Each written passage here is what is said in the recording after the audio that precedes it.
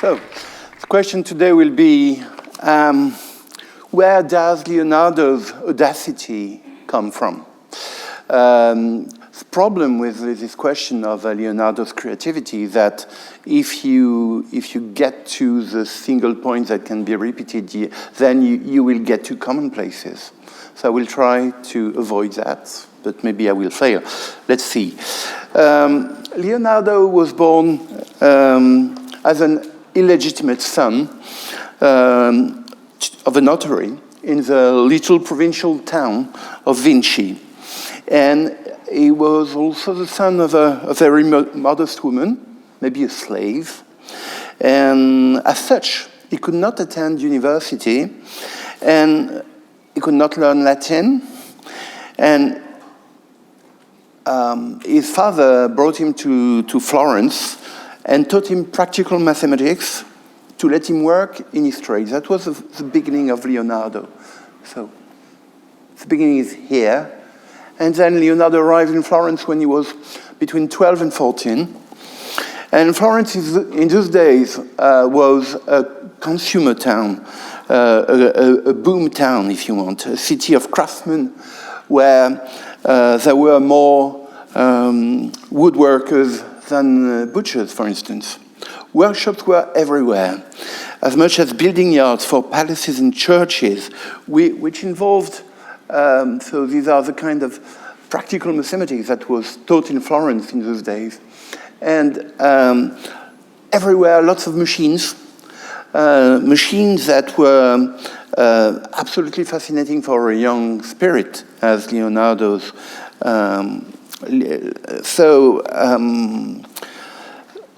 Leonardo was trained in a small workshop, which was a place of collaborative work in different fields of craftsmanship, and that's important. And he learned quite a lot in this place. Leonardo had the feeling that so you see, he saw that kind of machines on the building yards of Florence. And this is, we think that this David by Verrocchio is certainly the portraiture of Leonardo. So you can see that in this kind of places which should not be confused with what is today a painting workshop. It's rather like a huge fabric. It smells turpentine, it smells lots of chemical products. That's where Leonardo was trained. Leonardo had the feeling of being outside the elite of his time, outside of the elite to which belonged his father. As a businessman, Ser Piero da Vinci, his father, kept very close to the Medici power. Leonardo felt, on the contrary, that he was a marginal figure. A boy from the country, sexually irregular, left-handed, and above all, according to his own words, a uomo senza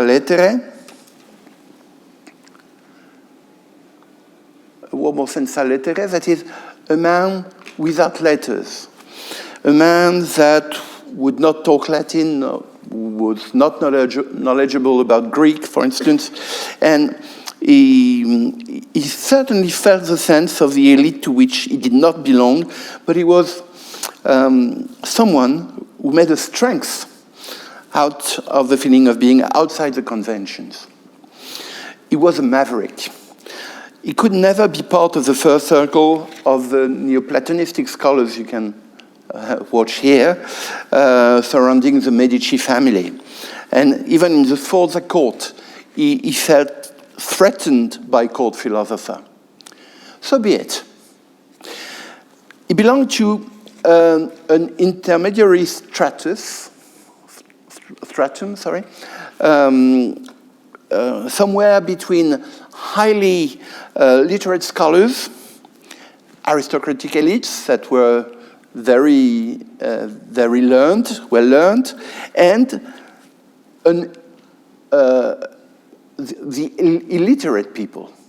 This new stratum was building up at the end of the Middle Ages. This slowly emerging world of craftsmen, notaries, merchants had their specific cultural characteristics. They delighted themselves in practical mathematics. They had their own kind of handwriting. This is the mercantesca you can see here. This is typical, that's his grandfather's handwriting. They could only read Tuscan, well, vernacular languages, and they loved practical mathematics. The ways of dealing with space was acquainted to the practice of very material mathematics. So, but if Leonardo certainly felt bad about what he considered as his cultural handicap, he worked on it with commitment and determination, teaching himself Latin, I can show you that, or making lists of words, training himself with learned vocabulary. Here, that's Codex Trivulzio. Typically in the Codex Trivulzio, you have lists and lists of Leonardo training himself to get the knowledge he missed. So he devoted part of his intelligence to invent another way to build up knowledge. So the first move, maybe, the first move was to collect books. He soon possessed one of the best libraries for a man of his sort. 250 books, manuscript books, printed books, because he was born the same year as Gutenberg printed Bible. So the second solution he explored was making friends that were able to explain to him what could not only be learned through paper knowledge. He was very aware of the necessity to meet the right persons, and sometimes he made lists of the people he wished to be acquainted to. Paolo dal Pozzo Toscanelli, the first one, the astronomer, cartographer, mathematician, the guy who taught about maps, who taught maps to Christopher Columbus himself. Chrysoloras, who was the Greek professor of that time. Pietro Bembo, the poet.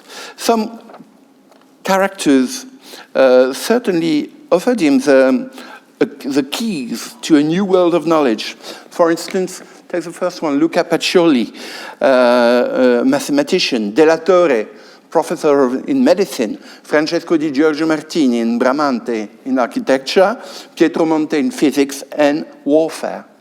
So Leonardo was very keen on getting the right people in his circle. But networking was not enough. So that's kind of work he would working on the divine proportion with Luca Pacioli, working on logical trees and the classification of knowledge with Pacioli was one of his delights. This is the list of the books Leonardo had around 1500. So, networking was not enough, said I. And a whole labor of appropriation remained to be done. Leonardo was endlessly copying things here. That's the kind of books he would read. And here, for instance, you have Euclid. He's reading Euclid. Together with Pacioli, is not only reading Euclid, he's copying the first chapters and he invents exercises. He also was able to, he was note-taking all the time. He was reorganizing ideas, deleting text by marking them after copying them. And Leonardo was a compulsive reader, And also some researchers said in the past that he was unable to read sophisticated texts and sophisticated philosophy. On the contrary, we know now this is not the case, and that he studied all sorts of very important scholars like Albert of Saxony, Euclid, Archimedes, or Giorgio Valla. This is the kind of text you can see here. You see him marking a text, deleting it after having copied it elsewhere. The problem being that we don't have the other copy, the neat copy. But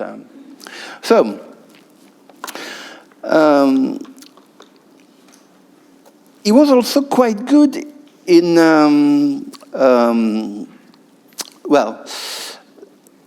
what you can discover when you get acquainted to Leonardo's writing is that he's always interested in making logical trees, plans with divisions, cross-references, etc. He was also quite good at inventing global analytical views to provide a synthesis. This is an example. In mechanics, he ambitioned to provide a book of elements of machines that would authorize him a combinatory theory of mechanics where all the effects of the machines could be calculated. So Leonardo never copied slavishly his predecessors. He adapted and transformed ideas, which is exactly the core principle of innovation. He was also quite keen to use analogies here between rivers, veins, and trees. Let us take an example that shows Leonardo's ability to shift constantly from one field to another. In the 1480s, he studied Taccola's concept of a trebuchet and induced out of the observation of this war machine that the important technical issue was to combine a translation motion together with a rotation.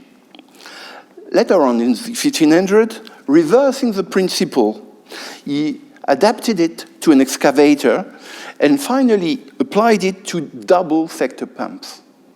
So this is, for me, this is a very good example of Leonardo's mind at his best.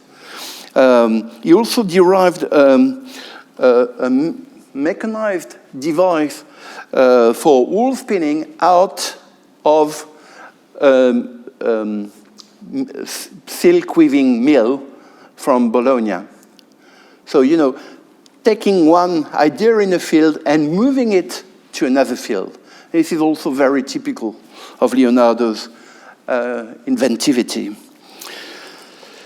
Book and friends fed his universal curiosity and provided a method to digest another source of knowledge that were of primary importance to him, observation and experiment. On the opposite of the scholars of his time, he was not totally convinced by book-based knowledge. He claimed that observation and experiment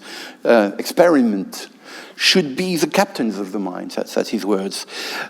His very original stance came certainly from the workshop's habitus based on trials and errors and on embodied sensory experience. From the workshop, he also kept the habit of building models to verify his ideas. Here you can see this is it's very difficult to imagine what it is, but it is a model for a lung, for lungs. How does it work? Inside this machine, which is a kind of a pump, you could put water with grains, little grains or breadcrumbs, and so you with bellows, you can throw fluxes of water with these breadcrumbs in it, and you can try to figure out how the lung or the heart would function. This is typically Leonardo. Nobody in a medical university would do that in his time. But a guy who came from the workshop had this kind of crazy ideas. So, applied to science. This was quite original at the end of the 15th century. Being an outsider authorized him to contest centuries of process knowledge deriving from the ancients. Let me take two examples of Leonardo's audacities that challenged the knowledge of his time in physics and in medicine. This example is typical of Leonardo's audacity. In his time, according to Aristotle, a bullet would be, the reason why a bullet would continue on in the air was that the air in front of the bullet would get behind the bullet and push it. Okay, that's very funny for us. Leonardo thought this was, Aristotle told that, so it should be the right idea. But at one point, he decided to challenge that, and he said, okay, let's do an experiment. Because he heard that some scholars thought about impetus. What is impetus, he said? Impetus is a quality that got into the mobile. So what he did is, okay, let's take an arquebus, let's fire into a gourd full of water, and if the bullet doesn't get after the gourd, then it means that Aristotle was wrong. So this is audacity. Audacity to challenge ideas, audacity he would develop also in medicine or in imitating nature for flying machines. And to conclude, let me say that I claim that the audacity of Leonardo comes from the fact that he has always refused to play by the expected rules of the university or of the elites of his times. Being a maverick, trained in the workshop, as well as a self-taught individual, gave him the freedom to think different, to dismiss the arts compartmentation, to challenge the authorities, and to address questions that were unheard of. Thank you very much.